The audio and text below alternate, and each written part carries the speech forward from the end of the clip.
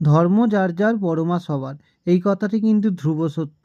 কারণ প্রচুর মানুষ কিন্তু বড় মার পুজো দিতে আসে, বহু দূর দূরান্ত থেকে মানুষ বড় মার কাছে ছুটে আসে তার একবার বড় মায়ের দর্শন পাওয়ার জন্য এবং একটু বড় মায়ের কাছে পুজো দেওয়ার জন্য, যাতে বড় মা সেই ব্যক্তির মনস্কামনা পূর্ণ করে। এবং এটা কথিত আছে এবং সবাই খুব ভালো করেই জানে যে বড় মায়ের কাছে কেউ যদি ভক্তি ভরে পুজো দেয় এবং মনস্কামনা জানায়, বড় মা কোনোদিন তাকে খালি হাতে ফেরায় না। তাই আমিও আজকে চলে এসেছি সকাল সকাল পুজো দিতে। আজ অমাবস্যা, শনিবার। সকাল থেকেই দেখো প্রচুর মানুষের কিন্তু ভিড় জমেছে বড় মার মন্দির চত্বরে। আর আজকের ওয়েদারটাও জানো যে বৃষ্টি পড়ছে ঝিরিঝিরি।